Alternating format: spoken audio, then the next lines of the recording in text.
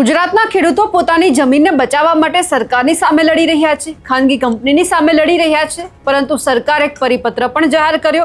તેમ છતાં પરિપત્રનો અત્યારે સખત વિરોધ થઈ રહ્યો છે અને હવે આ જ પરિપત્ર બાબતે જે પાલ આંબલિયા છે ખેડૂત નેતા, તેમણે ફરી એક વખત મુખ્યમંત્રીને પત્ર લખ્યો છે. શું રજૂઆત કરવામાં આવી છે તેમની ચર્ચા કરીએ. નમસ્કાર, આપ જોઈ રહ્યા છો નિર્ભય ન્યૂઝ અને હું છું આપની સાથે રિદ્ધિ. માત્ર 50,000 ભરી અને ડ્રોન વસાવો. ડ્રોન વ્યવસાયની અંદર કમાવો 7 થી 8 લાખ રૂપિયા પ્રતિ વર્ષ. ગુજરાતના ખેડૂતોની પહેલી પસંદ. તો આજે જ સંપર્ક કરો. ગુજરાત સરકાર દ્વારા 4/7/2026ના વીજલાઇન બાબતે એક પરિપત્ર બહાર પાડવામાં આવ્યો અને હવે તેમાં ઘણી બધી વિસંગતતાઓ એવી છે કે જે ખેડૂતને ક્યાંક ગળે જ નથી ઉતરતી.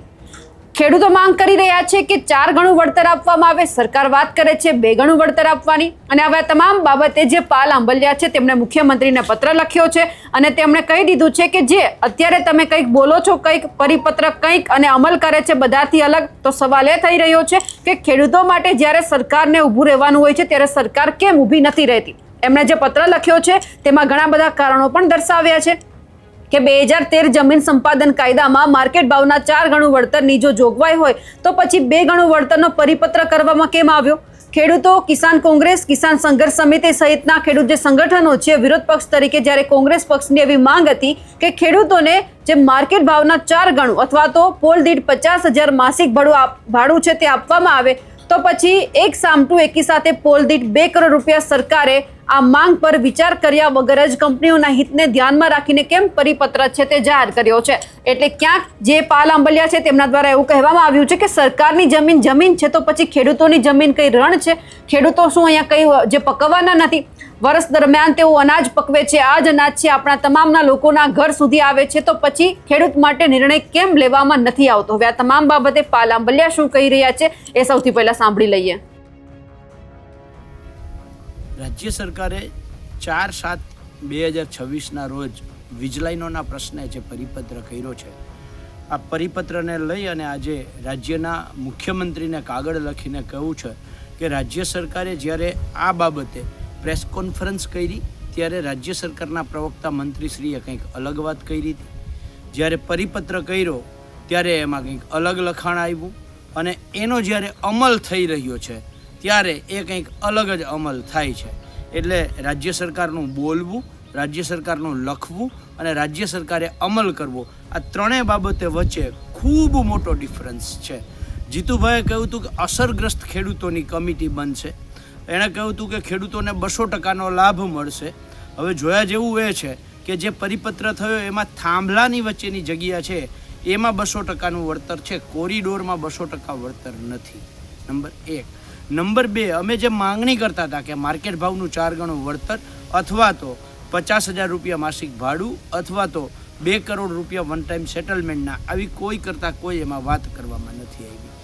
કેન્દ્ર સરકારના પરિપત્રના આધારે રાજ્ય સરકારે જે પરિપત્ર કર્યો છે એ પરિપત્રમાં કેન્દ્ર સરકારમાં 2 જણાની કમિટી હતી, ખેડૂત અને કંપનીની, અને રાજ્ય સરકારે જે પરિપત્ર કર્યો એમાં એક વધારાની કમિટી એટલે કે કલેક્ટરની કમિટીને એડ કરી અને એક કલેક્ટર અને એક કંપની એટલે 2 એકતરફી અને એક ખેડૂત એકતરફી. આમ પણ ખેડૂતોને અન્યાય કર્યો. નંબર 4, જે કમિટીના બંધ કવર લેવામાં આવશે એની અંદર બહુ સ્પષ્ટતા કરી છે કે જે ઓછો ભાવ હશે એ લેવામાં આવશે. એટલે પહેલાં તો ડ્રો કરશે એટલે ડ્રોમાં 3માં બહુમતીમાં કોણ રહીએ? કલેક્ટર અને કંપની. એટલે બહુમતીમાં પહેલાં એ રહેશે અને એમાંય જે ઓછો ભાવ હશે એ લેશે. એટલે ખેડૂતોને તો ફરીથી મારી નાખવાવાળી વાત આવી. અમે જે ખેડૂતોને શોર્ટ સર્કિટના કારણે નુકસાન, જીવલેણ નુકસાન, ખેડૂતોના પાક સળગી જવા, આ જે બાબતના રક્ષણ માટેની વીમા પોલિસીની વાત કરતા હતા, આમાં ક્યાંય ઉલ્લેખ નથી. અમે જે જમીનની કિંમત, જે વીજલાઇન જે ખેડૂતના ખેતરમાંથી નીકળે અને જમીનની કિંમત ઘટે છે, આ બાબતે જે અમે વાત કરતા હતા, આ બાબતનો પણ આમાં ક્યાંય ઉલ્લેખ કરવામાં આવ્યો નથી. અને સૌથી મોટી વાત, જ્યારે રાજ્ય સરકારે આનો અમલ કર્યો છે ત્યારે કચ્છના ભચાઉ સબ ડિવિઝનલ મેજિસ્ટ્રેટે જે લેટર તૈયાર કરી અને એને આ MRC કમિટી બનાવવા માટે સરપંચોને આમંત્રણ આપ્યું છે, 28 ગામોના સરપંચોને. એમાં એક પણ અસરગ્રસ્ત ખેડૂત નથી. જો અસરગ્રસ્ત ખેડૂત જ ન હોય તો પછી એમઆરસીનો મતલબ શું? નંબર 2, 28 ગામોની એક એમઆરસી બને તો આ કેવી રીતે શક્ય બને? કારણ કે એક જ ગામની અંદર હાઈવે ટચ જમીનનો ભાવ અલગ હોય છે અને હાઈવેથી દૂર હોય તો એની કિંમત અલગ હોય છે. ગામની નજીક જે ખેતર છે એની કિંમત વધારે હોય છે, જે દૂર હોય છે એની ઓછી હોય છે. ઔદ્યોગિક વસાહતોની નીચે નજીક આવતી જે જમીનો છે એની કિંમત વધારે હોય છે, એનાથી દૂર હોય એની કિંમત ઓછી હોય છે. અને આ જ વસ્તુ રાજ્ય સરકાર પાસે જ્યારે કોઈ પણ ખેડૂત, કોઈ પણ સામાજિક સંસ્થા જ્યારે રાજ્ય સરકાર પાસે જમીન માંગે ત્યારે જેટલા માગણીદારો હોય એટલા માટે રાજ્ય સરકાર જિલ્લા જમીન મૂલ્યાંકન સમિતિની બેઠક બોલાવે છે.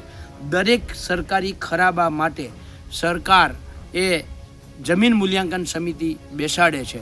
ત્યાં સુધી માની લ્યો કે એક ખરાબો 500 હેક્ટરનો ખરાબો છે અને એમાં અલગ અલગ 2 વ્યક્તિઓ સરકાર પાસે એક ગૌચર કરવા માટે, એક ગૌશાળા કરવા માટે અને એક બહેરા મૂંગાની શાળા કરવા માટે માંગે છે. એક જગ્યા છે એ હાઈવે ટચ છે અને બીજી જગ્યા છે એ છેડાનો ભાગ છે. તો એ બહુ સ્પષ્ટ છે, રાજ્ય સરકાર બંને જગ્યા માટે જમીન મૂલ્યાંકન સમિતિ બેસાડે છે. તો અહીંયા અમારા ખેડૂતના ખેતરમાં દરેક ખેડૂત, જેટલા ખેડૂતના ખેતરમાં તાર આવે છે, જેટલા ખેડૂતના ખેતરમાં વીજ લાઈન આવે છે, એ દરેક ખેડૂતને પોતાનો વેલ્યુઅર નીમવાની સત્તા મળવી જોઈએ. એની જગ્યાએ 28 ગામોનું એક હારે રાજ્ય સરકાર એમઆરસી બનાવવા માગે છે, જે કોઈ કાળે ચલાવી શકાય નહીં. હવે એનાથી અલગ કંઈક હળવદ તાલુકામાં અને મોરબી તાલુકામાં ત્યાંના કલેક્ટર અલગ કરે છે. એમણે એક અલગથી ફોર્મેટ બનાવીને, ફોર્મ બનાવીને ખેડૂતોને આપ્યું છે અને કહ્યું છે કે આ ફોર્મ ભરીને આપો, આના આધારે તમારી એમઆરસીની કમિટી નક્કી થશે.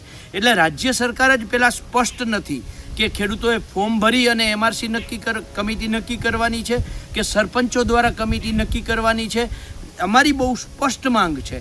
પહેલાં તો અમે આ પરિપત્રનો સંપૂર્ણ વિરોધ કરીએ છીએ અને આ વિરોધ કરવાના કારણો મેં કયા છે અને એ બાબતને લઈ અને આજે રાજ્યના મુખ્યમંત્રીશ્રીને કાગળ લખ્યો છે. જય જવાન, જય કિસાન, જય જગત. પાલાંબલિયા ફરી એક વખત મેદાનમાં આવ્યા છે અને હવે જે રીતે મુખ્યમંત્રીને પત્ર લખવામાં આવ્યો છે, હવે જોવાનું છે કે મુખ્યમંત્રી આમના ઉપર ધ્યાન આપે છે કે ફરી એક વખત ક્યાંક ખેડૂતોને લોલીપોપ આપવામાં આવે છે. અમારા અહેવાલને લઈને આપનું શું માનવું છે કમેન્ટ કરીને ચોક્કસથી જણાવજો. સાથે જ અમારી નિર્ભય ન્યૂઝ ચેનલને લાઇક, શેર અને સબસ્ક્રાઇબ કરવાનું ભૂલશો નહીં. નમસ્કાર.